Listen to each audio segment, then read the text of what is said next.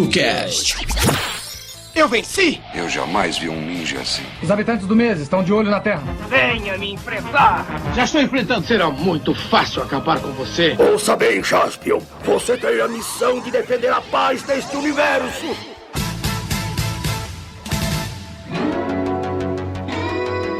Fala, meus queridos amigos, como estão vocês? Estão bom, né? Mais um Tokudok no ar, porque o Tokudok tá fazendo 10 anos. Pode deixar que eu vou procurar alguma besta que você não seria capaz de abater.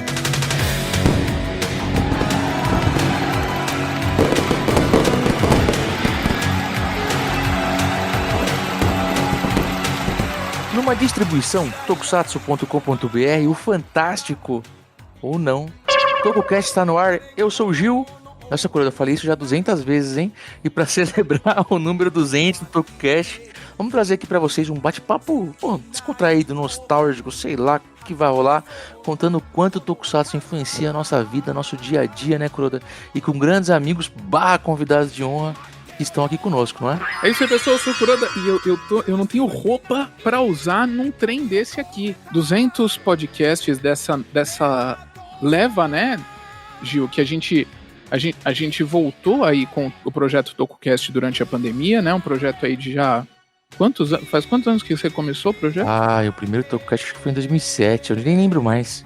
Então, 2007, e aí depois durou alguns anos, na pandemia a gente voltou, então nessa nova leva 200 episódios. Muito obrigado a todos vocês que ouvem, que acompanham a gente, e muita gente chegando hoje pela primeira vez, com certeza, então sejam bem-vindos e ouçam os outros podcasts. Aqui a gente fala sobre tudo, como o Gil fala aqui no nosso mesão de bar, que a ideia é essa, tá? Cada um tá na sua casa aí tomando o seu goró favorito, nem que seja água. E se você ouve e se sente parte do debate ou querendo matar alguém pela opinião, tá dando certo. É isso, o intuito é esse, tá? Esse é o objetivo. E, Kuroda, bom, vamos falar então, né, cara? Eu tenho quase 40 anos, a minha toalha é dos Changeman pra desespero da minha esposa, porque não combina com nada no banheiro. E a gente quer ouvir muito da galera que nós trouxemos aqui pra bater papo, o quanto Tokusatsu influencia, como esse... Pode ser até um simples exemplo como esse meu, né? Porque até hoje minha esposa ela quer colocar a toalha, sei lá, azul e tá lá do Changeman pendurada, e ela mesma há muitos anos. Mas vamos lá, conta aí quem que nós convidamos e convencemos e pagamos o cachê também, brincadeira. Alto. Bem Nossa, alto pra estar conosco aqui hoje. O Pix cantou o Pix. Vamos lá. Então, ele que mora agora em Madrid, mas tem um dos principais canais falando de Tokusatsu do Brasil. Ele que é um amigão nosso, a gente já fez coisa junto, fizemos live junto durante a pandemia. Ele tem aí uma galera mostrando o que é Tokusatsu para as pessoas. Ele tem o canal dele chamado de Almanac Tokusatsu, mas ele também tem um nome chamado Tokudok, mas a gente carinhosamente chama ele de Danilo Módulo. Danilo, seja bem-vindo. Cara, eu tenho que ser o primeiro, eu não sei nem o que falar. Cara, que legal, olha só. Não, eu sei o que falar, eu sei o que falar, porque para comemorar os 200 é muito louco, porque o TokuCast já existe há muito mais do que 200, e de repente nessa nova fase está completando 200, então eu tô muito feliz de ser chamado pro 200, muito feliz de ser chamado pela primeira vez a participar aqui, com gente de garbo, elegância e categoria. E de verdade, assim, tô bem... sou suspeito para falar, porque eu acompanho vocês, além da nossa proximidade, ainda acompanho vocês nesse trabalho. Então, assim, quem não tem roupa, aqui sou eu. Além da jaqueta vermelha, quem não tem roupa, aqui sou eu. Por sinal, o Danilo vai participar... Não, a gente que agradece o Danilo que vai participar do nosso podcast de Kamen Rider Gotchard, que é o Kamen Rider favorito dele, né? É assim, eu só preciso ter vontade de assistir, aí quem sabe. Eu tô com você, eu vou assistir por obrigação contratual. Nada, a série tá melhorando, eu juro. Ele que é um cara que surgiu na minha vida faz um pouco tempo, aí também, acho que uns 2-3 anos, um mineirinho que começou a criar um canal de nostalgia no YouTube, bomba até hoje. Ele que agora mora em São Paulo, mas ele leva o nome do pão de queijo pro mundo inteiro e já falou que o pão de queijo, o melhor que tem é o mineiro, e eu tô muito feliz de ter ele aqui com a gente nesse programa de hoje, diretamente do canal Nerd Show. Renato Vamberto, seja bem-vindo. Pô, o prazer é meu, obrigado pelo convite. Aniversário, né? Festinha de aniversário, 200 programas, é bom, né? Bom. Vai ter o quê? Cajuzinho? Vai ter... Não, vocês convidaram ele só pra ele entregar, né? Vocês convidaram ele só pra ter pão de queijo no aniversário, fala a verdade. Com certeza. Cara, Vocês são daquela época que meninos levavam salgado e meninas levavam doce na escola? Sim. E o bolo gelado enrolado em papel alumínio. Papel alumínio. E vinha na caixa de isopor. Aquilo que era vida, né? Aqui, ó. Muito bom ter você aqui pra isso? Fazer. Que também é um pouco de nostalgia, né? Não tem... as séries, né? Entram na nossa vida lá na época de Geração Manchete, para alguns um pouco antes, para outros um pouco depois, mas virou com certeza nostalgia para todos nós. Então, muito feliz de ter você aqui. Eu acho que a nostalgia tipo assim, porque eu acho que é até legal porque eu vejo um pouco do lado meio do fã que não é tão fã assim, que tipo assim, que viu quando era pequeno e tem essa lembrança dessa coisa. Meus filhos já estão muito mais inseridos, lembram bastante, já sabem as novas produções, assim, né? Então eu fiz fazer um conta-conta aqui dos tempos áureos da Manchete. Muito bom, muito obrigado, muito bom ter você aqui. E, pra gente encerrar este time, esse tapetão vermelho, ele também que é um amigão, ele é um cara que no começo ele dá um pouco de medo, porque ele é alto e ele tem uma voz forte, e aí depois que você conhece ele, você vê o coração enorme que esse cara tem. Ele que é ator, dublador, diretor de dublagem, um dos maiores fãs de One Piece que existe e de Liveman.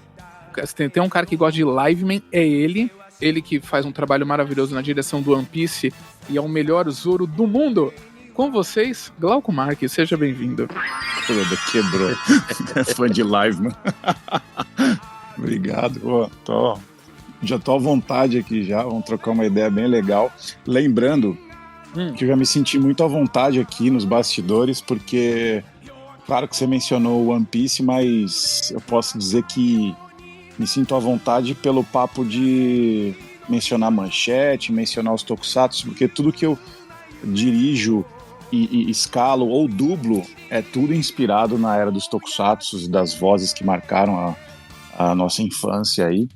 E no decorrer do papo a gente pode estar destrinchando isso daí, mas é tudo, até o próprio One Piece eu uso para homenagear as vozes ainda em atividade do Tokusatsu dos anos 80 e 90, várias histórias com essas vozes aí que tenho o maior carinho e aprendi com todos eles, né? Já comecei o trabalho já chamando a galera pelo nome, eles nem acreditavam. Mas é um prazer estar aqui, muita felicidade estar aqui. Não sabia que era 200, poxa, que legal. A gente pegou de surpresa o Glauco, mas a gente que agradece e realmente, a gente pode falar um pouco depois sobre isso, mas como eu também falei em off, o trabalho que você faz com essa série, que é uma série atual ainda, né, porque ela ainda existe, mas é isso, você realmente conseguiu puxar várias coisas importantes na vida dos mais velhos, inclusive esses atores, sim, muitos dubladores que não estavam fazendo coisa, que tem realmente coisa relacionada com Tokusatsu, você falou, não, vou puxar pra fazer One Piece. Então, muito legal e também muito bom ter você aqui. Vamos acabar emendando muita coisa. A dublagem vai acabar fazendo parte também desse bate-papo, né? Porque quando a gente fala de Tokusatsu, de influenciar a nossa vida, de tudo que a gente vivenciou com essas séries japonesas aqui no Brasil, a dublagem é um elemento super importante, né? Isso é interessante. Eu acho que sempre tem uma voz que te marca. Tem aquela voz da infância, né? Eu acho que também a gente pode até depois realmente entrar nisso, mas até isso, né? Tem uma cena, uma série, um desenho, algo que você viu que você guarda no coração. Às vezes você nem quer ver de novo pra não estragar.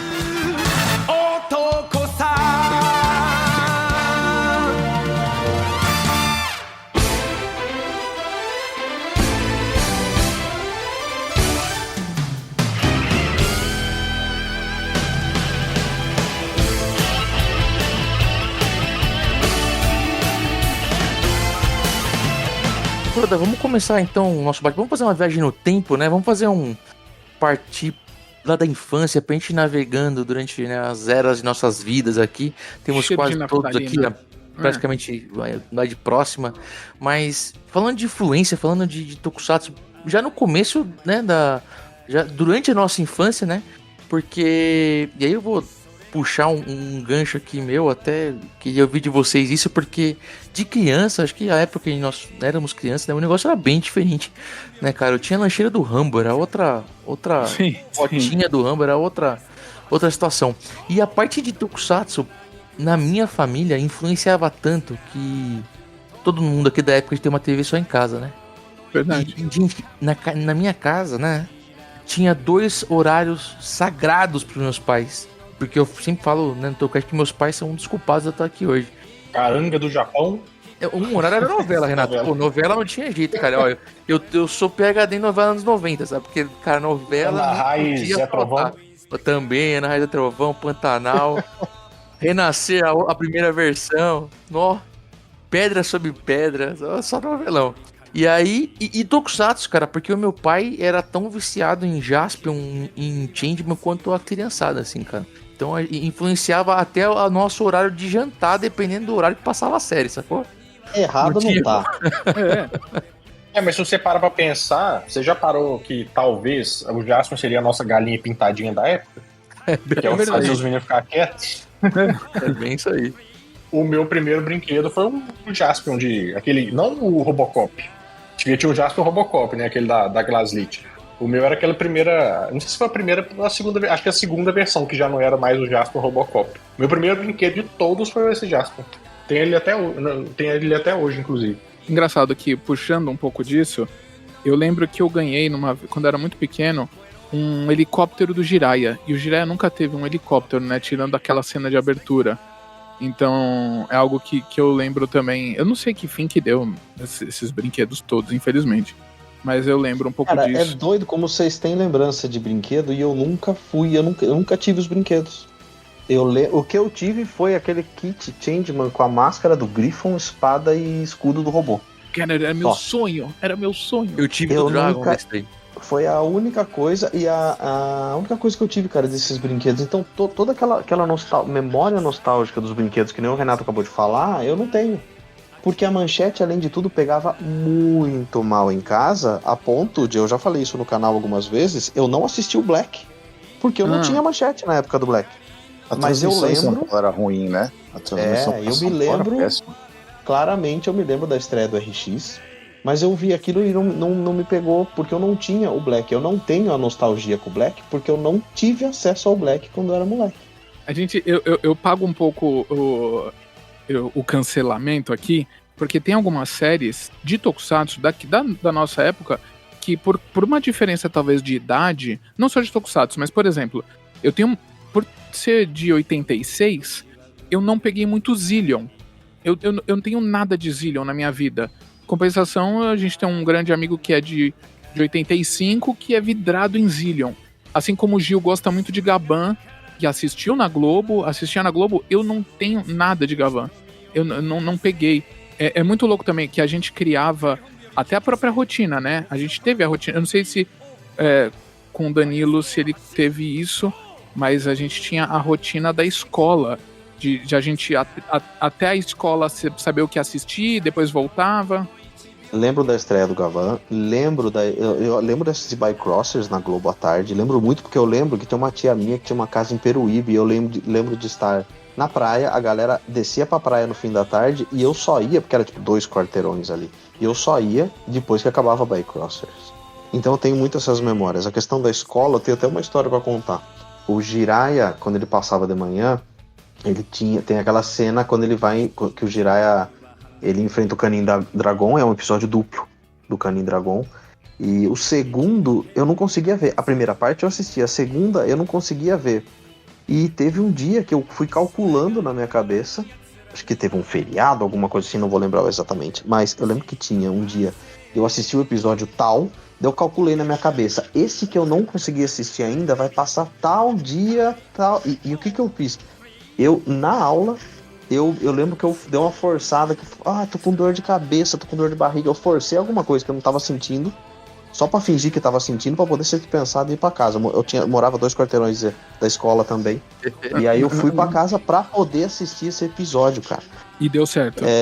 E deu certo. O final de Changeman, como não passava, ficou 2 anos aquela lenga-lenga, eu acabei sem ter videocassete. Eu aluguei a fita quando chegou na locadora e fui assistir na casa da minha avó, que a minha avó tinha videocassete. Minha mãe me deixou, que ela, sei lá, foi em algum lugar à noite, meus pais foram a algum lugar e deixaram na casa da minha avó, depois passava a buscar pra dormir em casa, né? E aí eu aluguei a fita pra assistir, e eu lembro que eu chorava copiosamente, mas eu literalmente chorava de soluçar quando eu vi o final, quando eu assisti o final de Changeman, com a estátua do Anjo do Planeta Meril destruindo o planeta, cara. E eu lembro de chorar mesmo, assim. Essa parte de gravar episódio e tal, eu lembro que eu comecei a gravar muito naquela transição de Manchete pra Rede TV, Maskman e Jiraiya, né? Que era o que passava naquela transição pra Rede TV, né? Da Manchete pra Rede TV. Mas quando a Record passou Ultramantiga, eu estudava de manhã, Danilo. Cara, eu saía e voltava a pé pra casa, mas no disparado, assim. Tinha uma época que eu tinha uma namoradinha, aí eu falava pra ela, depois a gente conversa disparado pra casa pra poder gravar Ultramantiga. Prioridades. Prioridades na Record. O Tiga eu também não acompanhei não, cara. Foi uma época que eu também não tinha... eu não acompanhei porque acho que é um horário que eu também não podia acompanhar, cara. Vou perguntar pro Glauco daqui a pouco, mas só antes de eu puxar ele, eu vou contar uma memória de infância que eu acho que eu já falei, ou não, acho que nunca falei. Eu, quando era mais novo, eu sempre gostei de alugar fita. Fui uma criança de carpete, né? De jogar videogame e assistir filme. E eu lembro muito de ver as fitas de Tokusatsu. Eu não alugava as fitas, mas eu gostava de pegar as fitas que era, acho que, época da Ticara, que tinha atrás as imagens de várias séries. Do Everest. Tudo misturado. Tudo misturado. Eu gostava de ver essa imagem. Eu lembro de ver muito aquela cena, aquela imagem do Bycrosser, dos dois pulando com um dos vilões. É verdade, acho que eu falei quando alguém achou essa imagem de novo numa época, numa gravação. Eu tenho muita essa memória de infância. E você, Glauco, você teve isso quando era mais novo com as séries? Claro, isso aí que o Danilo falou do Bycrossers, eu lembro. Depois eu fui assimilando com as vozes, né? O Oberdão, o Marcos Jardim e tal.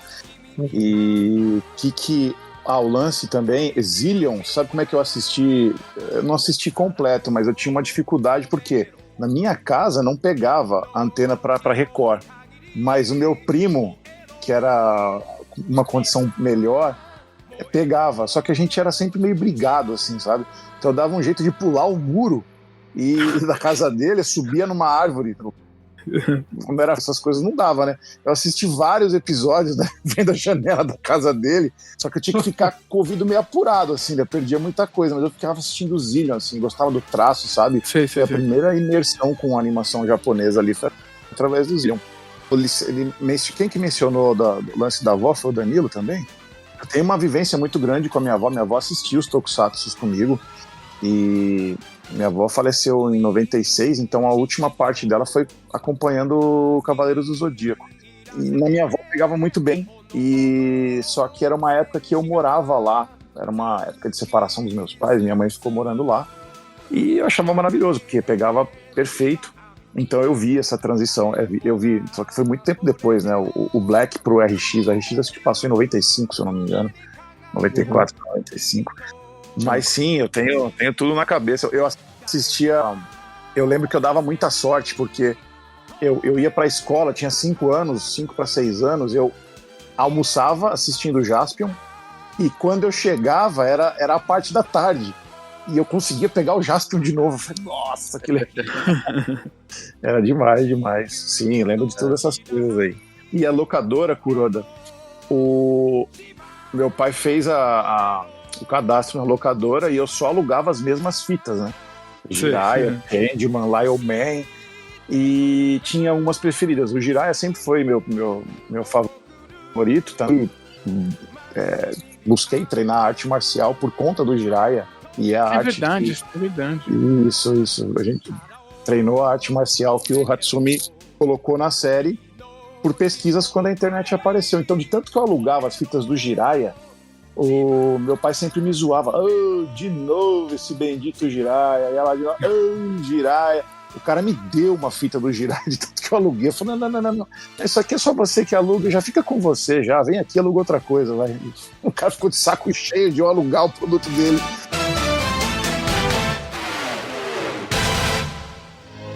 Quero colocar as mãos em Paco, o tesouro do século, e construir um mundo cheio de amor, onde todos possam viver felizes, sem miséria e sem fome. Vou pegar esta inscrição e chegar até o Dokusai. É que se eu me expuser, Dokusai não aparece por precaução. Entendeu?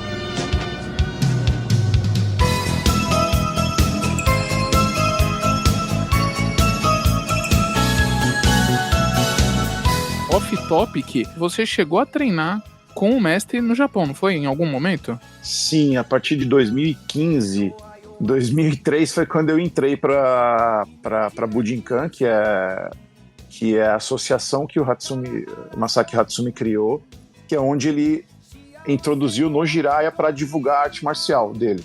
Tem uma história muito forte com o Hatsumi, porque os outros mestres do Japão torceram o bico para ele, porque ele foi o primeiro a abrir as portas do exterior para que praticasse uma arte marcial e que as pessoas pudessem graduar de uma forma como um japonês. Ele quebrou esse protocolo lá, e aí quando a série Jiraiya estreou, tinha muitos fãs no mundo todo, tanto é que eu cheguei a ir treinar com camiseta. Eu tenho a primeira camiseta que saiu, eu não lembro quem que vendeu essa camiseta, mas eu usei uma vez e levei para o Japão em 2015, eu não usei mais porque o Hatsumi autografou com uma caneta dourada dele lá. Os franceses, principalmente os franceses, ficavam loucos, porque a gente do mundo inteiro treinar. Onde é que você comprou? Onde você comprou aqui? Que eu achava que eu tinha comprado lá, né? Tava no Japão, né? Falei, não, no Brasil, você encontra fácil e tal. Os caras ficavam loucos, e aí desde 2015 eu passei a ir lá treinar, mas assim, na linhagem do ensinamento eu era como se fosse neto na linhagem. Sim. Meu mestre era aluno direto dele, e meu mestre começou a treinar lá. Ele é espanhol, ele é das Ilhas Canárias, ele é de Gran Canária, e ele é o ocidental de mais confiança do Hatsumi. Ele começou a treinar quando começaram as gravações do Jiraiya, só que ele não foi através do Jiraiya. E aí ele, assim, encontrou algumas barreiras no meio do caminho, algumas divergências com o cara, e foi treinar, foi pro Japão com a cara e a coragem, bateu na porta do Hatsumi lá, e no dojo dele, passou a treinar, e o Hatsumi foi com a cara dele, levou ele nas gravações para assistir, e assim começou. E aí eu passei a ser aluno do cara também, através de um outro professor meu no Brasil, só que eu passei a ser aluno direto dele, passei a treinar com ele, e desde 2015 eu ia pro Japão treinar. Comecei em 2003, Hatsumi anunciou que não ia mais fazer nenhum Taikai pelo mundo, né, que ele usava de eventos estratégicos para divulgar fora do Japão. Sempre foi muito difícil para qualquer pessoa do mundo, a não ser europeu, que está mais próximo ali tem voo direto para o Japão, né? Sempre foi muito difícil, principalmente para os caras da América do Sul visitar o Japão. Sim. E a burocracia para visto antigamente era pesadíssima. E foi assim que começou. Desde 2015 eu fui. Teve ocasião que eu consegui ir 2 vezes, porque eu tinha meu trabalho e eu usava o que eu arrecadava em aulas. Quando me tornei instrutor, eu usava só as coisas das aulas, os ganhos de aulas, para poder investir na própria arte. Então teve vezes que eu consegui 2 vezes por conta disso. E foi assim que começou a minha história com o Hatsumi. Que da hora. O cara treinou com o mestre do Jiraiya, velho. É isso. Não, quando a gente acha que a gente tem história pra contar, chega o Glauco e manda a gente embora. Falou, gente. Não, mas eu aprendo muito com vocês, no seu canal, Danilo. Eu já assisto muita coisa também, aprendo muita coisa. Eu tô sempre buscando, porque eu tive um hiato muito forte com Tokusatsu, porque de não acompanhar, porque a vida tomou rumo diferente cedo, ter que trabalhar cedo, então você estudava e ia trabalhar, e eu não acompanhei essas buscas da galera quando começou a surgir internet, ou buscar fita na Liberdade. Eu também não, hein? Então eu parei com a Manchete, meu conhecimento morreu com o que rolou na Manchete. Mesma coisa, eu voltei a assistir em 2004, por aí mais ou menos, se eu não tô muito enganado. Mas foi mais ou menos em 2004 que eu voltei, eu também, acabou a Manchete já nem pegava em casa, e eu já não tinha muito acesso por conta disso. Daí acabou aquilo ali, eu não tinha mais acesso, eu parei de ver por muito tempo, porque você falou, você vai virando também adolescente, vai mudando de rumo. Eu lembro que em 95, quando estreou o Soul Brain, eu pegava a bicicleta, corria na casa da minha avó à tarde pra assistia Soul Brain e voltava. É o que eu fazia, tipo, pra poder assistir alguma coisa. Mas eu também não tive todo esse acesso, fiquei muito tempo longe, cara. Mas é legal essas experiências que você conta, porque não fica preso só na memória afetiva da TV, cara. Isso é incrível, né? E você vê que foda porque influenciava os nossos horários, né? Influenciava a nossa relação com familiares e ainda despertava interesse pra muitas coisas, como que o Glauco falou agora de começar a praticar artes marciais e chegar e próximo onde chegou. Isso é foda pra caramba, né? O quanto que mexia com o nosso dia a dia, né?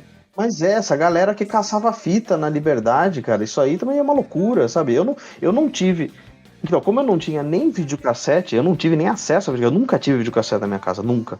Então, pra mim, fita VHS era uma coisa muito extraterrestre pra mim, assim, entendeu? Sim. Então, nunca me ocorreu ir atrás de uma fita. Então, quando eu escuto essas histórias da rapaziada hoje, é por isso que a gente tem acesso às séries clássicas, é assustador o quanto garimpo essa rapaziada fez, cara. Excelente pra o histórico, assim, é exato. É importante. Um beijo pro Ricardo Cruz. Final dos anos 2000, começo dos anos 2000, que eu comecei a entrar na Toconet, quando era grupo de e-mail ainda, né? Depois Mirk Fórum. Cara, a gente... esse pessoal, por exemplo, que garimpava muito na Liberdade, depois teve as exibições da Animation e tal. A gente fazia isso, eu fazia isso também, né? E, cara, a gente trocava muito, e o correio bombava, cara. Era a fita VHS indo e voltando, assim. Eu tinha um amigo meu da escola, inclusive, Noricig, um abraço. A avó dele gravava episódio no Japão, que ela morava no Japão, né? E mandava pra ele. Cara, B-Fighter, tive um monte de Orange, cara, um monte de coisa. Incrível isso, cara, é incrível. Cara, copiava acesso, isso aqui, né? Eu copiava e trocava. E a gente chegou a pegar Gauranger quase completo no começo dos 2000, com cara... sabe, fazia altas trocas para poder consumir. Uma pirataria diferente. Do bem, nem era pirataria, na verdade, porque não tinha acesso. Né, cara, nem era, não tinha. É outra. Nem era. Época, então, mas é um pouco disso que eu tava te contando. Eu sou um pouco. Vou colocar um termo que eu nem concordo, mas eu sou um pouco ovelha negra nesse ponto na Toconet, porque eu não participei dessa galera dos anos 2000 trocando fita, trocando e-mail. Eu soube disso depois que o canal já tava criado. Então, rolou um pouco de olhar torto para mim quando eu cheguei na Toconet, por conta de eu não fazer parte daquela turma. Mas isso é pra tudo na vida. Quem foi que esse cara que chegou agora, que a gente não conhece, que a gente que domina a área aqui, tá falando de Tokusatsu? Peraí. Sabe? Então teve essa coisa que o Glauco falou, eu fui redescobrir depois, e tô até hoje redescobrindo, na verdade. Eu me assusto com a quantidade de coisas que ainda temos que aprender sobre isso, sabe? Excelente, cara, excelente, assim tem que ser. Eu, através do treinamento, eu falei até 2020, eu continuo fazendo viagem para o Japão para estudar, mas não mais com o Hatsumi, né? Que ele aposentou em 2020, infelizmente, porque a esposa dele faleceu, o velhinho entrou em deprê lá e mandou ver no saque, alterou lá a diabetes dele, ele teve que se aposentar. Mas eu tenho uma coisa histórica lá com ele, porque quando eu marquei a viagem, meu pai era meu aluno no ninjutsu, né? E hoje ele treina com um amigo meu, eu não dou mais aula, só pratico. E aí eu falei, caramba, eu vou conseguir levar meu pai. E meu pai louco pra conhecer o Hatsumi, assim, engajado, estudando e tal. E aí a gente comprava bem antes as passagens, né? Logo que saía, 10, 11 meses antes. Por quê? Pra você já ir pagando, pra não ficar pesado, né? E cara, faltando 40 dias pra gente chegar lá, aí veio informação através do nosso grupo lá de WhatsApp, do Bujinkan Mundial lá, que o Hatsumi estava se aposentando, não ia dar mais aula. Aí peguei, escrevi no particular pro meu pai, putz, nossa, foi um soco no esôfago, né? E aí ele falou, filho, eu tô sentindo uma coisa estranha aqui, eu não tô levando muito em consideração, não sei por quê. Beleza, a gente chegou lá, cara, foi um mês antes da pandemia. A informação que tinha aquele navio lá ancorado no Japão com 700 casos, mas estava isolado. E quando a gente chegou, meu mestre tem a chave do dojo do Hatsumi, falou, vou fazer um treino especial, porque o mestre está na casa de repouso aqui, tá bem, mas há uma possibilidade dele visitar a gente. Eu falei, que legal, meu pai vai conhecer o Hatsumi, puta, não vai treinar, mas vai conhecer. E aí vieram os dois cuidadores dele lá, e assim, parecia que o velhinho não tinha nada. Cara, ele fechou as portas do dojo, isso é uma coisa exclusiva aqui, eu nunca contei. E ele deu o último treino, ele saiu da aposentadoria e deu o último treino. Foi literalmente o último treino, porque 2, 3 dias depois foi fechado tudo no Japão e a gente só deu tempo de voltar, né? Puta, meu velho treinou numa aula dele fechou as portas e falou, eles falaram, não contem pra ninguém naquela época, né? Hoje tá tranquilo falar sobre isso. Já caiu o embargo, já. É, cara, e é demais, porque assim, dentro do treinamento lá com o Hatsumi, eu vivia sempre Jiraiya na minha cabeça. Porque não tem como, você entra no dojo do cara, tem a foto do dojo da série, com eles assim, sentadinhos e ele abraçando todo mundo. Então tem várias coisas. O próprio Takumi Tsutsui, ele começou a treinar mesmo em final de 2016 para 2017. Eu fui senpai dele num treino. O Jiraiya começou a fazer depois, né? É verdade. Sim, eu fui treinar. Eu falei assim, não custa nada, né? Eu falei, caramba, que dia que ele vai lá? Eu só encontrei ele uma vez no domingo. Eu mandei uma mensagem para ele e falei, eu vou aos domingos. Podemos treinar junto? Podemos. Eu cheguei lá, quase que eu fico sem treinar com ele, porque ele chegou atrasado, mas eu treinei com ele. Ele era, acho que, segundo ou terceiro dan, já estava acho que no 8º já. Mas como ele frequentava muito e o Hatsumi, antes de parar, ele passou os ensinamentos das linhagens, né? Tem várias escolas, né? E Togakuri é uma dessas escolas. E Togakuri é uma escola muito folclórica, ela é focada em saltos e rolamentos. Então por isso que ele usou muito de Togakuri e nomeou o sucessor de Togakuri na série, porque pegou um nome daquilo ali, porque ele treinava muito só aquilo para poder dar a plasticidade dos movimentos, né? E passou, como ele estava treinando direto lá com ele passou os pergaminhos pro próprio Takumi Tsutsui. Então ele é o chamado, o patriarca lá que eles chamam é o Soki, né? Era só o Hatsumi, agora o Soki de Togakuri é o Tsutsui.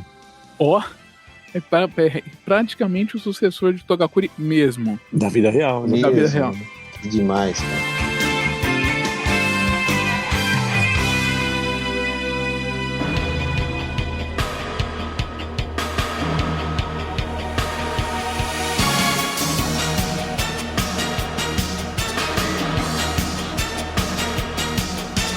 A gente acabou já até puxando já o segundo gancho que a gente ia puxar, que já era um pouco mais essa coisa do adolescente. E aí, indo já, começando a ficar mais velho, como que entra essas séries e essas coisas na vida de vocês aí? Chama o Renato primeiro aqui. E até porque puxar um pouco também de criar esse conteúdo, né? Acho que você acabar indo atrás de informação para poder falar em vídeo e até desmistificar muita coisa. Se eu não me engano, o Renato é um dos que desmistificou a história do Dragon Ball no 11 de setembro, se eu não me engano. O Renato, ele é a favor do Dragon Ball nos dois. Eu sou a favor, na verdade. É a favor. Sim. Então, no fim, rolou o Dragon Ball. Porque eu no dia eu tava fazendo uma prova, então eu não sei. Então, na verdade, é porque é o seguinte. Eu já até briguei com o Nelson na casa do Kami. Não, assim, brigamos, né, na civilidade. Acho que ele tem um canal só sobre Dragon Ball, né? Foi assim, não, mas eu lembro. Aí o pessoal, não, mas o cara tem um canal de Dragon Ball. Eu falei, não, gente, mas, eu sei o que vocês estão falando, mas eu tenho um argumento ao meu lado. E a minha memória para coisa inútil é muito boa. Mas muito boa. Eu brinco com todo mundo que teve uma vez em 1996 que teve um elefante que morreu no zoológico de Belo Horizonte. Ele morreu engasgado com uma garrafa de plástico. E ninguém lembrava mais disso. E você? Só eu. Outro dia eu achei não sei que jornal que era, mas até hoje tem a notícia de 1996 na internet. Vocês acreditam naqueles negócios antigos? Assim, tem lá, morre Joca, o elefante que morreu engasgado com a garrafa de plástico. Como que chega pra você essas séries? Você chegou já mais velho, e aí talvez já começando a gerar conteúdo, você chegou a reassistir alguma dessas coisas, puxando a sardinha agora para séries japonesas? Sim, mas sabe por quê? Porque, tipo assim, que nem vocês estavam falando, se vocês ficavam com dificuldades, por exemplo, o Danilo, que não tinha videocassete, e o pessoal ia pra Liberdade, eu tava em Belo Horizonte, né? Então, assim, isso pra mim nem era uma micro possibilidade. O que eu tinha muito até o que me fez gerar muito conteúdo foi mais as lembranças que eu tinha. Por exemplo, uma coisa que eu gostava muito, era de... Sempre, eu tenho aquele ouvidinho De tipo assim, olha, tal dublador, eu adoro o trabalho de dublagem. Então, tipo, toda vez que tava lá na manchete, eu falava assim, era praticamente Hermes e Gilberto Baroli, né? Era o vilão assim, de várias coisas ali. Então, eu lembro que eu comecei a pegar essas referências que eu tinha de coisa que eu gostava da minha infância pra começar a reassistir isso e ver, tipo assim, não no sentido de dar informação sobre as coisas, mas mais no sentido de, pô, você lembra que passava tal coisa e tal? E aí eu começava a lembrar de umas séries que o pessoal, assim, quem é aficionado por isso, lembra muito fácil. Mas eu senti que o trabalho que eu faço é mais um trabalho de apresentar para o grande público em geral as coisas que eram coisas que eles assistiam e não lembravam. Por exemplo, vai sair um vídeo essa semana de Super Human Samurai, vocês lembram desse? Sim, claro. Opa. Pois é. Então, tipo, e pode parecer bobagem, mas pro pessoal que não é muito, né? Tipo, tá aquele negócio, tá vivendo a vida. Aí eu venho e lembro um negócio, você lembra isso aqui da sua infância? Meio que apresento sem dar tantos detalhes assim, mas só como pra pessoa ter aquela sensação de um quentinho no coração, sabe? Claro, eu gostava muito de um Spectre, Kamen Rider, eu gostava muito do Black, do RX também, era show de bola. Você falou que chegou a reassistir alguma coisa já mais velho? Assisti. O próprio Spectre eu assisti depois de velho. Jaspion assisti depois de velho. Na verdade, bastante coisa eu assisto, assim, hoje em dia eu assisto mais pra fazer o conteúdo em si do que por diversão, né? Mas o que eu reassisto muito hoje em dia, que eu gosto bastante, e até das coisas que estão lançando hoje em dia, é a franquia dos Monstros-Versos, né, da vida. Eu adoro. Eu assistindo, sempre quando eu assisto os seus vídeos, eu fico com esse mesmo sentimento que eu tô agora, com esse bate-papo de influência e tal. Porque você pega umas coisas lá que, cara, também permeia as minhas lembranças também, né? E eu acho maneiro porque, por exemplo, quando... vou falar de Tokusatsu. Você pega uma coisa e fala de Tokusatsu, bate, assim, as lembranças que a gente tem, né? Porque quando a gente, criança, adolescente, e tá vendo ali alguma coisa que marca, que gosta... Você vai lembrar muito tempo depois, mas você vai lembrar por algum motivo maior do que a própria produção em si, né? Então acaba tendo essa ligação, assim, sabe? Isso é muito legal. E às vezes eu tô lá vendo o vídeo e falo, caramba, cara, eu falo de Tokusatsu e tal, mas a forma como tu colocou é interessante, porque me pegou, não o Tokusatsu, me pegou lá na lembrança lá do Gil. O Renato entrega de uma maneira... O Renato entrega de uma maneira que a gente, como tá dentro do nicho, acaba não enxergando dessa maneira. O Renato enxerga de uma maneira muito externa, cara, e tem umas opiniões, umas visões que acho que a gente não consegue nem cogitar ter esse tipo de visão. Isso que é muito legal, é por isso que atinge todos os públicos e é muito bom por isso, cara. E desperta, sabe, essas coisas que eu tô contando pra vocês aqui, desperta lembrança sim, porque... Por exemplo, Danilo, a gente fizemos, sei lá, Tocast sobre Jaspion. Vou usar Jaspion, cara, meu herói preferido, não tem como não usar. Só que a gente tá focado tanto em falar da série, em falar a cor da cueca do Ricardo Kurosaki no episódio 59, que não existe, era vermelho. Mas a alegria e o que fez de tomar de decisão, sabe? Por exemplo, o Glauco foi lá fazer arte marcial. Minha alegria era desenhar, então eu queria ficar desenhando o Jaspion, tudo quanto é folha que eu achasse em casa, sabe? Porque, na verdade, vocês devem achar que talvez seja uma bolha muito específica, assim, mas eu acho que, na verdade, o mundo tá feito muito de bolhas específicas, né? Porque, tipo assim, como eu sou um generalista, vamos dizer assim, eu falo de tudo. Mas eu levo mais pro lado da emoção que aquilo te gerava do que a informação em si. Porque, tipo, pra falar a verdade, as informações que eu dou, todo mundo pode dar, porque é muita coisa que se pesquisar, encontra, né? E as informações que a gente está preocupado em dar não é o que talvez te interesse. Sim, você não quer saber qual é a data da estreia, se é prateado, se é dourado, se é azul, quem foi o dublê. De repente isso não interessa e não interessa pro público que acompanha o Nerd Show. Então, são públicos diferentes buscando um entretenimento diferente. Você trata muito mais com o coração. E a gente trata muito mais como roteiro entregando informação, é muito mais peso. Por isso que busca isso, sabe? Eu falo assim, caramba, eu lembro disso aqui quando eu era moleque, eu não fazia muito, sabe? É sempre essa... É por isso que dá estresse também, dá pressão alta, hipertensão, é verdade.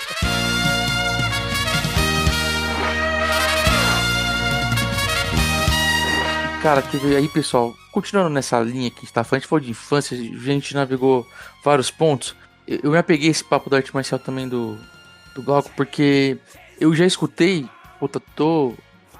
eu mantendo fóruns de Tokusatsu, fazendo espaço em eventos há muitos anos. E eu escuto muito isso de muita gente que, por exemplo, tem a memória sempre afetiva de quando assistia, ou que começou a fazer arte marcial, ou começou a desenhar, assim, não entrando na parte de conteúdo, assim, né? Mas começou a desenhar, ou que virou dublador também. Eu tenho um amigo meu que é dublador, que chama Yuri Calandrino. O Yuri, ele era membro do nosso fórum, sabe, cara? Ele era membro lá do Toku Brasil. Ele ele viciado em Tokusatsu como todos nós. E o Yuri, principalmente por causa do Tokusatsu, despertou nele e ele é formado em História. Despertou uma vontade gigantesca dele em ser dublador, que ele virou ator, né? Fez tudo certinho, até conseguir começar a trabalhar na dublagem. Entre outras pessoas que a gente conhece que o Tokusatsu deu aquele gatilho, sabe? Não, cara, com o Tokusatsu eu vou fazer, sei lá, design gráfico, eu vou... Sabe, não, eu vou Tokusatsu, eu vou virar ator. O Ricardo Cruz é o maior exemplo que a gente pode comentar nesse momento. O Ricardo, a vida dele é guiada, baseada nesse seriado japonês, assim, tudo que ele faz e o quanto ele acrescentou no Brasil pra isso também. O quanto que não tem a mão do Ricardo, né, cara? Por conta dessa paixão, assim, eu mesmo estava falando de dublagem. Ele decidiu ir fazer intercâmbio. Exato. E eu sei, cara, perfeito. Toda a vida dele realmente ele é toda graças a isso, né? Guiada por isso, exato. É que chamar ele aqui hoje, chamar ele aqui hoje ia ser foda porque ele ia roubar aqui todas as cenas, mas é isso, né? É que ele é um maior exemplo. Porque além de gostar, ele trabalha com isso hoje em várias vertentes. Ele consegue, desde chamar um ator pra vir no evento, cantar com um dos caras pica de lá do Japão, ele faz o livro, ele faz de tudo. Então, ele é um cara que ele meio que ele realiza o sonho de uma galera.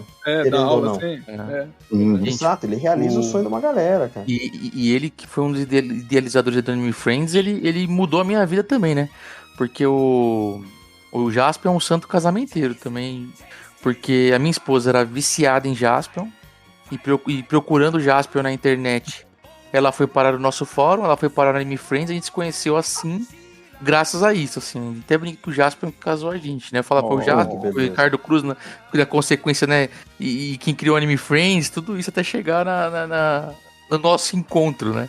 Tá faltando um livro aí no meio disso tudo, que é falar da história do Tokusatsu no Brasil. Eu vi o livro do jornalista lá da Record, esqueci o nome. Marcos Marinho. Mas tem que ter um focado nisso aqui que vocês fazem, entendeu? Lá, eu pensei nisso. Quando eu peguei o do Marcos Marinho na mão, e eu falei, cara, tinha que ter a história da Tokunet, sabe? Porque esse papo aqui, se digitar, já dá boa parte de páginas de livro. E o Ricardo, assim, ele trouxe dois caras que serve tanto pra parte de animes quanto pra Tokusatsu, bem mais pra Tokusatsu. Ele trouxe por causa de Tokusatsu. Por causa dele, o Kageyama veio pro Brasil e o Kushida. E o Kushida, isso. Cara, o Kushida, assim, claro, o Kageyama tem uma parcela gigante mais pro lado do Super Sentai, né? Mas o Kushida é tudo. Pra mim, é a maior voz dos Tokusatsu. Ele e Tiro Mizuki são as duas maiores vozes. E a simpatia, Glauco, a simpatia do Kushida. Renato, o Kushida é o que canta a música do Dylion, o que canta a abertura do Jiraiya e do Giban, Renato. Esse é o Agora você falou minha língua. O repertório do Kushida em Jiraiya é absurdo. Ele tem umas 8 músicas no Jiraiya. O encerramento ele canta, a música mais triste ele canta, a música que o Jiraiya vai recuperar as forças para derrotar o inimigo ele canta. É tudo ele. Sim, é ele, cara. E o Ricardo, ele, assim, o fã de Tokusatsu deve uma reverência a isso, um respeito, porque fazer o que ele fez ainda bem que existem os loucos, né? Mas olha a que ponto a gente chega, né? Que estamos nisso em 2024, falando sobre a importância dessas séries na nossa vida e como elas realmente... que era o intuito do cast de hoje, né? Não, ele não está acabando, mas é só, né, puxando de novo o tema, que é isso, meio que inconscientemente, várias coisas dentro desse tipo de série estão na nossa vida.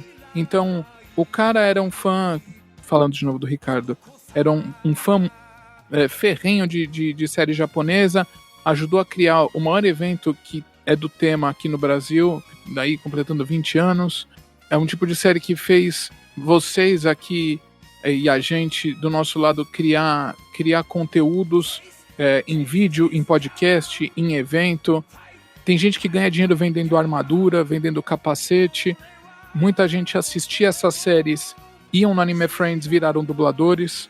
Sei lá, Adrian, por exemplo, se não me engano, era um otacão ainda, acho que é um pouco, né, que dubla o Soap, que era isso, era fã de Anime Friends.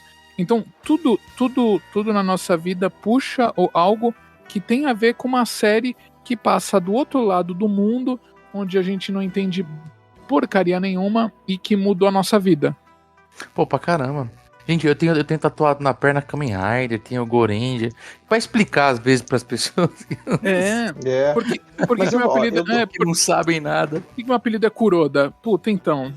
Lembra de Jaspion? Mas, cara, você imagina eu que tô em outro país, que as pessoas aqui não tiveram acesso que o Brasil teve, e as pessoas falam, seu canal é sobre o quê? Eu meio que eu gaguejo até hoje pra explicar, cara. Por que isso? Eu gaguejo porque eu falo... sabe Power Rangers? Ah, sei. É mais ou menos isso. Eu já resumo dessa maneira, porque eu cansei de dar volta. Sim, é verdade. Não, mas ó, eu vou falar, algum ouvinte vai zoar. Quando eu pergunto, eu que eu faço podcast, você tem podcast sobre o quê? Se eu vejo que é uma pessoa que não tá nem um pingo interessada, eu falo Power Rangers. Quando eu vejo que a pessoa... sei lá, eu falo sobre produções japonesas, só pra entendeu? Falo sobre série japonesa, produção... E não explico muito, assim. Power Rangers é uma boa resposta, porque é o resumo do que sobrou do que a gente gostava, né? Power Rangers foi pra mim a vírgula na minha vida quando parou de ter Tokusatsu na TV. Então, eu gosto muito, principalmente dos primeiros anos de Power Rangers. Eu sempre considerei Power Rangers uma série Tokusatsu, apesar de ter várias brigas com as pessoas querendo também falar, não é. Mas também... então acho que Power Rangers faz parte sim, muito. E aí o Renato falou de Superhuman Samurai, que também é uma série que foi chupinhada igual de uma série japonesa que botaram atores americanos. Então tem uma memória afetiva. E o menino que faz o protagonista, ele fez várias séries com os irmãos, né, nessas séries adolescentes. Então eu gosto muito. Então me ativa uma memória. Ele é o menino da Babá Quase Perfeita? Sim, também. Sim. E ele e os irmãos dele agora têm um podcast. E os três fizeram séries. O irmão mais velho dele teve um relativo sucesso por causa do Blossom aqui no Brasil, né? Isso. Mas o lance de ter feito sucesso essas séries aí é porque a bagagem que os Tokusatsu originais trouxeram de fãs já é uma fanbase forte, porque assim, eu lembro, eu assistia VR Troopers, eu tava assistindo e falava assim, não passa mais o Spilvan nem o Metalder, eu vou ver aqui, entendeu? Mas eu achava meio escrotão quando eles mostravam eles conversando entre eles, que aí era uma armadura reconstruída, um cos meio construído, assim, ruim demais, aquele capacete do Troopers e o Masked Rider pra mim foi difícil, foi um baque, né? Porque eu assisti na época e eu falava assim, não pode ser. E o Masked Rider, quando passou, tava passando RX na manchete, tá? Foi quase próximo aqui um período. E eu falo assim, cara, isso é que o Power Rangers não incomodava, né? Porque a gente não tinha visto os Super Sentai adaptados aqui, né? Agora o Troopers e o Beetleborgs que também não... O Beetleborgs é que o Beetleborgs não me atraiu nada, né? Mas quando eu vi o Beetleborgs, eu já tava um pouco mais crescidinho, então eu dei uma cagada, já sabia o que era. Eu nem vi também. Porque eu cheguei a ver B-Fighter sem legenda nenhuma na época, né? Um lance engraçado, não sei nem se ia ser pauta isso, mas eu vou falar antes que eu esqueça. É que o Ricardo, inclusive, é um dos meus professores de japonês já há alguns anos. Venho puxando bastante dele pra gente poder conversar mais e tem dado certo. Tava com ele acho que sexta-feira. O engraçado de você estudar o idioma e ainda mais estudar a profissão que é a dublagem, né? Cara, eu encontrei tantos erros absurdos assim, tipo, principalmente em Jiraiya e Jaspion. Por exemplo, eu fui visitar vários pontos de filmagem do Jiraiya e eu fui pra Kamakura. E em Kamakura é muito fácil você... É muito coladinho os dois lugares, são muito colados os dois lugares, que é onde tá o Daibutsu, né, que é o grande Buda, que é onde ele leva a Mayra lá, que ele faz a posezinha de Buda numa fotinho. E quando ele vai pro templo entregar o talismã pra ela, e aí lá tá escrito, ele lê assim, Ezederá. Falei, aí, pô, onde é que fica esse negócio de Ezederá? Aí eu colocava assim a busca, dava um outro nome, nem passava batido. Só que foi por acaso, como é uma virada, saindo da rua que você foi visitar o grande Buda ali, aí eu achei o templo, que é onde ele entrega. E é Hasederá. É Hasederá. Eu falei, nossa, cara, cheio de erro, cheio de coisa. E quando eu comecei a trabalhar, eu perguntei pro Mauro Eduardo, ele falou, por que espada olímpica, cara? Isso aí vocês já devem saber, né? Sim. Mas aí eu ouvi dele, pô, não tinha um nome pra adaptar na época lá, era... quando chegou o material, era Olimpíadas de Seul e tal, então... Nossa, sério? Eu adorava esse nome. Isso mesmo, sim. Mas a parte olímpica do Jirai, a Toei exportou, não foi decisão brasileira, né? A Toei exportou dessa maneira, então já chegou o material pedindo a parte olímpica, entregando a parte olímpica do Jirai. Né? Isso, sim, ele disse que já estava pronto, foi um negócio assim, já estava lá no texto já para ele. Texto, já. Isso. A Toei vendeu a série, exportou a série. É o mesmo caso do Jaspion, né? Diz que a manchete mudou para Jaspion e não Juspion. Não, o material exportado da Toei já é com A. Então já chegou no Brasil com A, né? Assim como na França. Enfim, a Toei exportou com essa nomenclatura. Igual o próprio... quando a Globo mudou para Space Cop. Não, querido, o Tio Cage, Space Cop, Detetive Espacial, Polícia Espacial, tá ali já, né? É o próprio nome que a Toei exportou, né? O Gaban mesmo, caraca, você começa a estudar, comecei a pegar séries pra assistir no original. Cara, são excelentes vozes, mas é risível assim a dublagem. Você chegou a perguntar mais, ou eu não sei se é possível falar, mas era naquela época a dublagem ser assim, era porque não tinha realmente uma tradução bem feita, vinha mais nas coxas, é isso? Sim, eu cheguei a pegar muita coisa quando eu comecei, que fazia sentido com o que os antigos falavam, porque hoje em dia a tradução, por exemplo, do One Piece, ela sobra informações. Quando uma tradução em japonesa sobra informações, isso é muito bom. O diretor tem que saber identificar também, né? No meu caso é mais tranquilo por conhecer o idioma, mas o problema do One Piece é cortar texto para deixar mais curto, porque o Del Greco que traduz, ele dá muita informação, e isso é muito bom, eu valorizo isso. E antigamente era o contrário, eu peguei um pouco essa coisa parecida, porque é difícil você acertar o pé com um bom tradutor de japonês.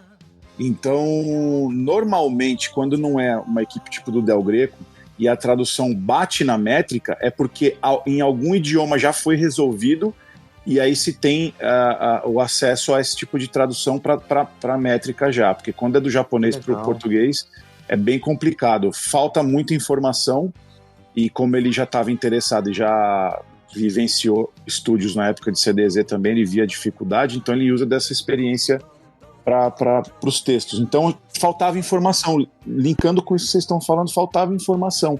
Então muito do que era dito lá, que inclusive até pouco tempo que eu dava aula de dublagem, eu falava para aluno, falei, vocês não tem que jogar com o texto, para você deixar mais natural a nossa versão, o texto tem que ser só uma ideia, é a ideia, e o que você tem que se restringir no texto é não fugir da história, prestar atenção em pontos que a história precisa ser registrada com o que está ali, mas como é que você deixa familiar? Usando elementos que estão em volta. Então, eu falava para os caras ficavam presos com o olho no texto e atenção na audição para startar o áudio do original. Não, olha a tela, olha as riquezas que tem. Então era isso que os caras faziam antes. Por quê? A gravação antigamente, a Alamo já tinha uns equipamentos mais modernos, eles inovaram tudo, né? Tem até uma curiosidade da BKS para a Alamo, porque que o som era daquele jeito e o da Alamo era do outro jeito. Mas antigamente, nos estúdios pioneiros de São Paulo, na Odil, acho que é Odilfon no Brasil, se eu não me engano, os atores eram bons porque você tinha o áudio só para ensaiar.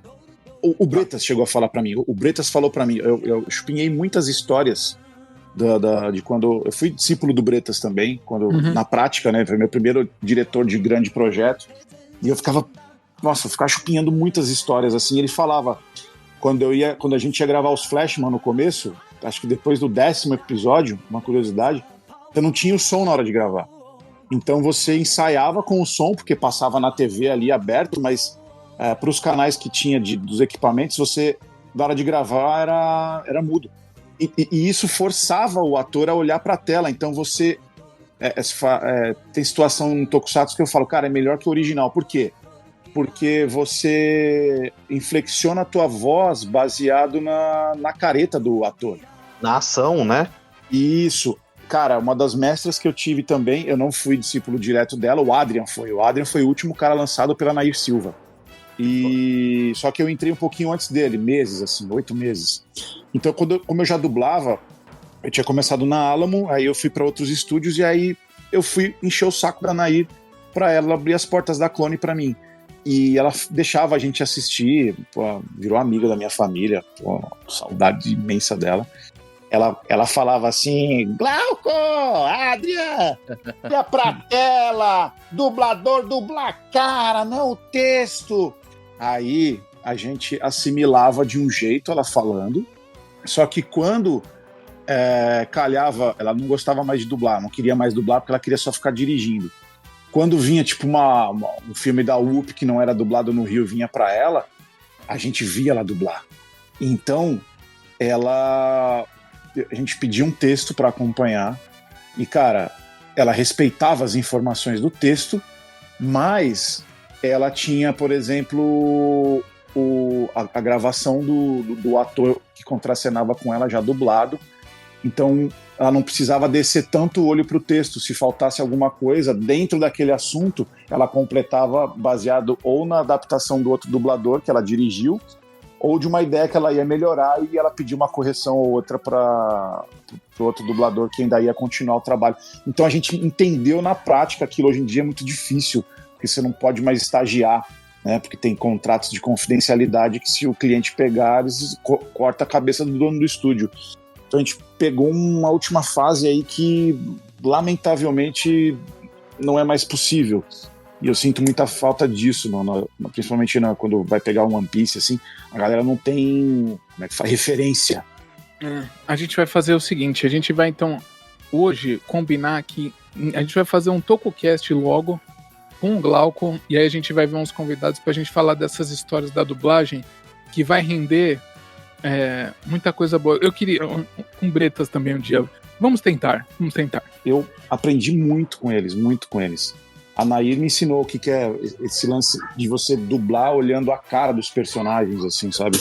E o Bretas, eu peguei uma série com ele, que é onde ele me ensinou na porrada mesmo, porque eu ficava muito nervoso. Eu falava, porra, é o Red Flash, é o Red Mask. Então eu ouvia ele falar, eu ficava nervoso, e eu sabia fazer. Então chegou um ponto de estresse dentro do estúdio que ele fechou a cortina que dava da visão pro aquário da técnica. Ele falou, você sabe fazer e você tá disperso. Faz logo o que tem que fazer, garoto. E falei, me dá só um minuto. Eu baixei assim, fiquei triste. Falei, caraca, eu tô dentro do meu sonho e não tô conseguindo botar isso pra frente. Aí me veio, não sei, deu um estalo de perdão da palavra, foda-se. E aí comecei a fazer. E aí virei amigo dele e tudo, a gente se dá super bem. Ele, inclusive, é uma das vozes homenageadas de One Piece, que, inclusive, foi anunciado uma estreia de uma temporada nova, onde ele arrebenta, que começa em dia 1º de março, se eu não me engano. Que tem dois caras de Tokusatsu aí, que vai ter o Marco Ribeiro e o Bretas nessa temporada nova de One Piece.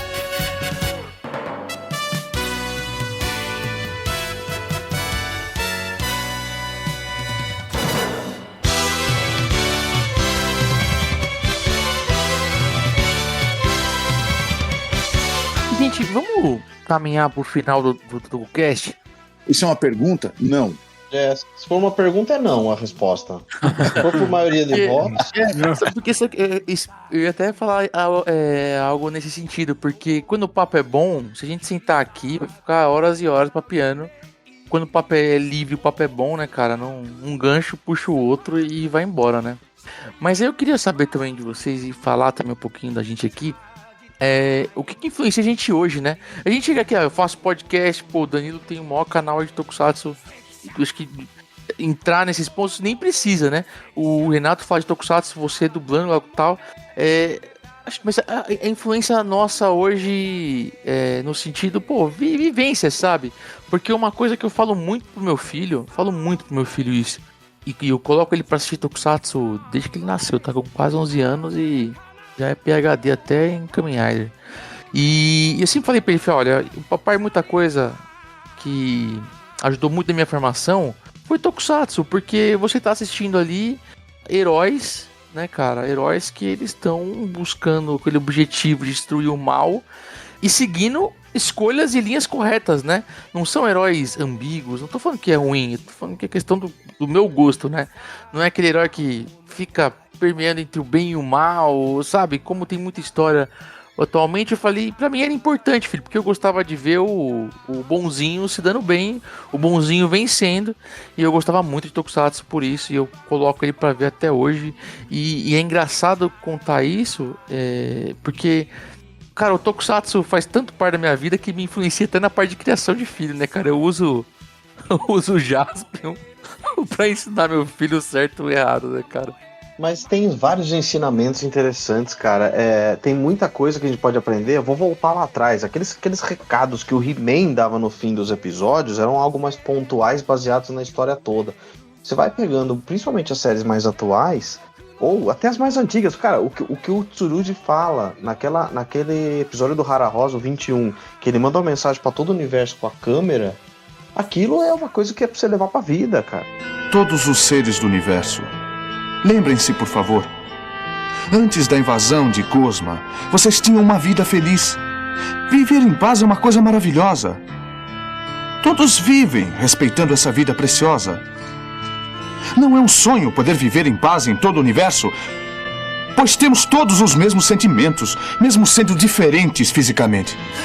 Não destruam este planeta.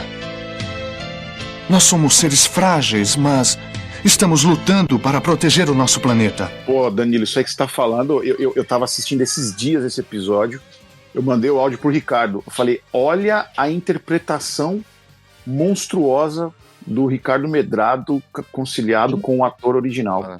Olha um poema ferrado que tem aqui. É de uma entrega e a mensagem que aquilo entrega, entendeu? As próprias séries atuais têm muito, muito isso, é por isso que eu canso de dizer o meu amor por Zenkaiger, o tanto que eu gostei de Zenkaiger, por mais espalhafatosa que seja, por mais que ela tenha um grito visual ali que incomoda, a série entrega uma mensagem que poucas entregam atualmente. Por quê? Porque foi feita até numa época de uma pandemia que era para ter um negócio mais positivo. Então, sabe, a mudança de roteiro de Oranger foi para ser mais positivo. Kamen Rider Force, tudo é para entregar algo mais acima da média na questão não só visual ou de história, mas também entregar boas mensagens. Então, todas as séries, se a gente procurar, tem isso. O Marvelous em Gokaiger, ele é o cara que ele evita qualquer amizade, mas ele faz de tudo para proteger a galera dele. Então, tudo é uma mensagem dependendo da maneira que você olha.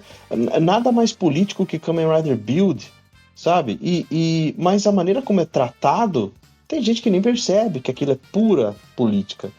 Então, essas mensagens, pra mim, é algo que eu tento levar pra vida, já respondendo a pergunta, se é que eu entendi bem a pergunta. E também ter cuidado a partir daí com o que a gente está tratando, com quem a gente está tratando, o que a gente está entregando para as pessoas também. Não entregar qualquer coisa, não falar o que não deve, porque você não sabe quem está assistindo. Pode ter uma criança de 8, um senhor de 80, ou gente até mais novo ou mais velho assistindo. Então, tudo isso, acho que o Tokusatsu se entrega de uma maneira que não é só filmes de efeitos especiais. É muito mais mensagem boa, muito mais lições de vida, muito mais coisas pra gente tirar de proveito de ser mais de boa com o mundo, entendeu? É por isso que eu não entendo as pessoas que falam, gostam, assistem Tokusatsu, mas se olha nas redes sociais, elas estão de treta por qualquer coisa, sendo que não é isso, cara. Então peraí, eu adorei a mensagem do Tsurugi, Mas saio daqui, vou pro Twitter xingar alguém. Porque você não entendeu nada. É o tal da bolha que o Renato falou aí, né? A pessoa sai da bolha e entra na do ódio. Exato. Essa é uma bolha gigante. Mas é uma coisa que eu falo muito atualmente, sabe, Daniel? Tem muito a ver até com esse momento de internet e tudo, né? Acho que você deve passar por isso também, Renato, que às vezes a pessoa não gosta, às vezes não, a pessoa que não gosta, ela é a primeira a dar audiência e não soltar a pessoa que não, o canal que não gosta, o conteúdo que não gosta, o podcast que não gosta. E quem fala, e o canal, o conteúdo que fala que gosta, a pessoa nem acompanha. Às vezes nem sabe o que faz. Mas a pessoa que faz o conteúdo, que diz que não gosta, fica atormentando, né? Além de consumir, fica ainda lá buzinando e concluindo totalmente errado e não seguindo nem as próprias mensagens bonitas que está nos seus programas ditos como preferidos, né? Isso é interessante, né? Tem tudo a ver com o nosso papo de influência, né? É porque eu acho que hoje em dia a gente tem um pequeno problema que todo mundo quer um endosso daquilo que acredita, né? É então, verdade. Seja isso para qualquer coisa. Pode ser o que for. Pode ser uma questão super polêmica do mundo sobre, sei lá, clonagem, qualquer outra coisa. E pode ser sobre a coisa que seja uma coisa para se divertir também, né? Tem muitas vezes que eu fico pensando assim que às vezes a gente leva muito a sério as coisas que não precisa levar, mas não no sentido ruim. Eu falo assim, porque se a gente parar pra pensar, tudo isso que a gente discute hoje, do que eu falo no canal, do que a gente tá falando aqui, é pra coisa que a gente divertiu, né? Criou uma memória boa de infância e tal. Mas só que tem um pessoal que leva o trem tão a ferro e fogo que parece que vira um simpósio do negócio. Parece que nós estamos fazendo. Parece aquele negócio do O Dia Depois de Amanhã, o filme, as veleiras e tal, o apocalipse vai acontecer. Mas eu acho que o pessoal tem que, tipo assim, aproveitar a parte que cabe, que sei que é boa, né? Que nem vocês falaram, por exemplo, o meu vício mesmo é Cavaleiros do Zodíaco. Sou viciado em Cavaleiros. Isso todo mundo fica falando assim, mas é um desenho datado e tal. Aí eu falo desenho, né? Aí, isso é a primeira coisa, o pessoal já me xinga porque eu falo desenho. Só que é muito mais do que isso. Os caras, por exemplo, você viu como é que trata sobre amizade, trata sobre várias mensagens que estão lá dentro, você aprende um pouco sobre retidão de caráter. E isso, todas as produções que vieram do Japão, eu noto que é tudo muito nesse sentido, né? Que aí chega o pessoal aqui do Japão na Copa do Mundo, fica limpando o estádio e todo mundo assusta. Oh, meu Deus, o que tá acontecendo? Mas, claro, os caras vivem isso, né? E, tipo assim, eu acho que eu não sei se vocês concordam, mas eu acho que hoje em dia, algumas das produções que a gente tem, que a gente fica sentindo que tá faltando alguma coisa, muitas das vezes é um porquê dela ser feita, né? Uma missão, ou talvez uma mensagem que quer passar. Porque tudo tem que ter um propósito na vida, né? A gente pensa que não, mas até as coisas que é pra diversão tem que ter um tipo de propósito, uma mensagem que a gente queira passar. E que nem falou, o He-Man. He-Man era muito engraçado também. Quando ele falava assim, se alguém tocar nas suas partes íntimas... Porque rolou isso também. Mas é tipo isso. Às vezes, hoje a gente parece que... A maioria das coisas a gente não aprende alguma coisa pra isso. Não que isso tem que ser um aprendizado pra escola, mas um aprendizado pra vida, né? Fazer a gente pensar um pouco. Nossa, filosofei, né? Vim de Minas Gerais pra filosofar, tá vendo? O Juliano falou do filho. Eu também tenho um certo orgulho, porque essa parte passou pro meu mais novo, que hoje tem 7 anos, mas ele de 5 para 6, e aí durou um pouquinho mais, porque ele assistiu 2 vezes cada um. Jiraiya e Jaspion assistiu 2 vezes cada um. Então, através dos meus DVDs, né? Então eu tenho esse tipo de orgulho de ter passado isso daí pra ele. Então, tanto é que essa última viagem que a gente foi pro Japão, ele me conscientizou, porque ia passar batido. A gente tava numa loja de antiguidades, assim. Aí ele, papai, olha lá, é o revólver do Jaspion. Eu falei, olha, é mesmo, filho. Eu nem fui ver o preço. Aí ele, mas você não vai comprar? Aí eu falei, deixa o papai ver o preço. Não tá caro. Aí o papai me enfia isso onde? Papai, é o revólver do Jaspion. E a caixa velha com a caceta assim, né, tipo, da época. Eu falei, você tem razão. É o revólver do Jaspion, pô. Eu peguei pra essa mulher por causa Glauco, dele. eu tô ficando nervoso. Você comprou ou não comprou, Glauco? Você comprou, Magnus, né? Sim, comprei. Porque eu tô nervoso aqui já. Comprei. Ai, menino. Até eu tava pensando, mas Glauco... Exatamente. E era num lugar tão distante, a gente estava no norte do Japão, que você tem que pegar outro avião para ir para lá, a gente não conhecia o norte do Japão. E falei, caraca, depois eu fui ver quantas pessoas devem ter isso hoje em dia, né? Tipo, uma coisa muito rara mesmo e num preço muito bom.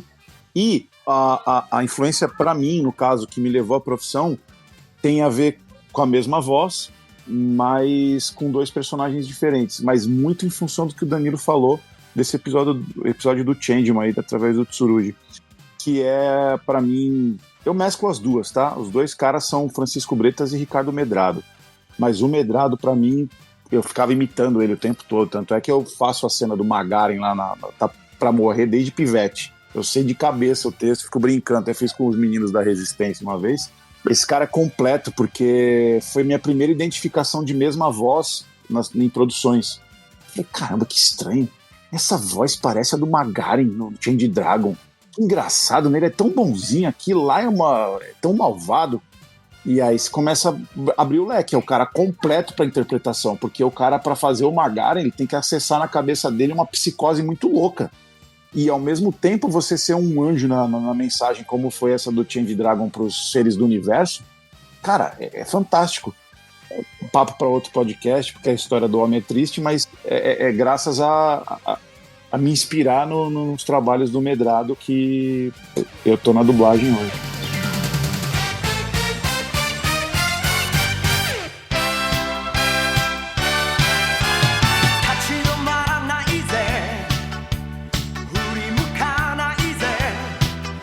Para você que gostou desse papo e quer que a gente repita com esses 3 convidados aqui, que tem muita história para contar, vem aqui nos comentários, nas redes sociais, fala, quero ouvir mais história.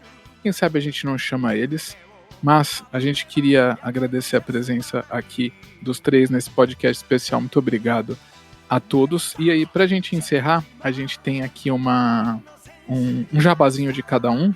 Então, Danilo, você primeiro aí. Muito obrigado novamente, obrigado pelo papo. Muito obrigado. Vamos fingir que ninguém te conhece. Vamos fingir que ninguém te conhece e faça seu merchan. Sabe, Duma, eu poderia muito jogar aqui e falar, se inscrevam no Tokudok, conheçam, acompanhem o Tokudok nas redes sociais, eu podia muito mandar essa, mas eu vou falar uma coisa pra vocês, além de tudo isso. Sejam legais com as pessoas, sejam bons com as pessoas, usem o que o Tokusatsu está ensinando de maneira boa, escute o que a gente falou aqui, escute o que o Tsurugi disse, escute o que o seu herói favorito está explicando. Não seja a parte dos vilões, seja a parte dos heróis, mesmo que você não se transforme, você pode fazer melhor, você pode ser mais legal, você pode evitar aquela treta, aquela discussão besta, mesmo atrás de um avatar falso. Seja mais legal com as pessoas, esse é o meu recado final para sempre.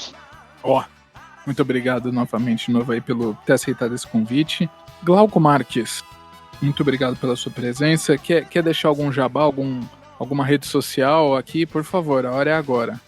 Não, de boa. Quem quiser achar é Glauco Marques no Instagram, no Twitter também.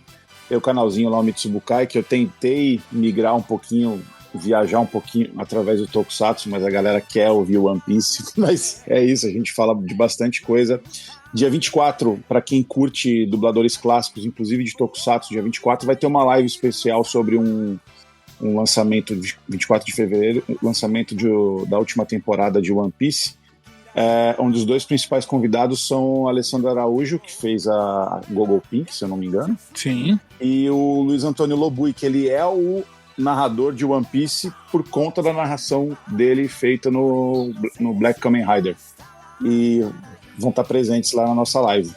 E o Aioria, né, de Cavaleiros do Zodíaco. O Aioria de Cavaleiros do Zodíaco, e ele tá tentando lembrar... ele fez o Desgiller, não é? Em Gogo 5 também, não é? Gogo 5. O Lobui, que faz o Aioria de Leão, ele não faz o Desgiller do Gogo 5. Me bateu essa agora aqui, mas talvez não seja. É isso aí, ele faz Desgiller. Ele faz Desgiller. E a segunda voz do Barão Wou no Jiraiya, né? Também. Renato, você também seja bem-vindo aí. Obrigado pela participação. A gente sabe, não é a fundo o seu métier, mas vale muito a pena aí por causa da sua história com essas séries nostálgicas. No seu canal também tem lá o capacetinho do Jaspion, eu já falei aqui hoje. E deixa aqui suas redes sociais para quem não te conhece. Duvido, mas para quem não te conhece. Que isso, menino? Não é assim também não, hein? Bom, mas eu queria só agradecer, falar que a voz do Glauco é muito boa. Glauco, nossa, que inveja. Jesus, toma conta. Que isso? Eu com uma voz dessa faria um estrago. E queria convidar todo mundo lá, se você quer falar um pouco, ouvir um pouquinho de nostalgia, vai lá no Nerd Show, lá no YouTube, tem no Instagram também. E tá lá, carinho de pão de queijo recheado pra falar com vocês. De segunda a sexta, eu tô lá. Segunda a sexta, é verdade aí. Caramba, todo dia tem vídeo lá. Muito bom. Todo dia tem. Obrigadão mesmo por ter aceitado esse nosso convite. A gente, muito obrigado. E, Kuroda, pô, feliz pra caramba de ter pessoas que nós somos fãs aqui com a gente, participando desse episódio. Pessoas que a gente acompanha o trabalho. Eu tô feliz pra caramba. Foi como o Danilo falou, precisava ter mais. E, cara, eu anotei, quando a gente tá conversando aqui, anotei várias ideias pra outras pautas com eles que... Vai render. Vai render. E Kuroda, deixa então a nossa rede social aqui, nosso link, que tá fácil, né? Pra galera acompanhar o TokuCast, pra quem chegou pela primeira vez aqui, tá ouvindo a gente sei lá por onde. Para você que tá chegando, sejam bem-vindos então ao TokuCast. É só acessar as nossas redes tokusatsu.com.br, nas redes sociais é o Instagram, @tokusatsubr, e é óbvio, o nosso Instagram, @tokusatsu chupatoei, a gente chegou primeiro. Lembrando que a gente tem o nosso sistema de padrinhos. Você pode ser padrinho do TokuCast a partir de R$5 por mês, mas a partir de R$10 você entra aí para o nosso sistema de sorteios e a gente tem o nosso grupo exclusivo no WhatsApp, além da locadora do Jim, no Telegram, onde você encontra aí de modo Gokaiger, um jeito de assistir várias coisas, mas é isso, ajude a gente. E os nossos sorteios também, todo mês tem sorteio. Tem, logo tá chegando Gorendia, da New Pop, tem Funko Pop, tem um monte de coisa aí, talvez Mookies. Você ganha um presente que vale às vezes até 10 vezes mais do que você doou, então... Camiseta, boné, tem um monte de coisa. Então, entre no nosso sistema de padrinho e não se esqueça de deixar o seu like, o seu comentário. Você pode comentar pelo Spotify, você pode comentar pelo YouTube, divulgar, compartilhar, que a cada compartilhamento, a cada like, um prédio é reconstruído no Japão após um ataque de Godzilla. É isso aí, comenta aí também sobre a própria pauta, sobre o que te influenciou ou influencia até hoje. Por favor. O Tokusatsu. Tá bom? Muito obrigado pra vocês que nos ouviram até aqui, um grande abraço e fiquem com o Edinho. Adeus! Beijo, obrigado.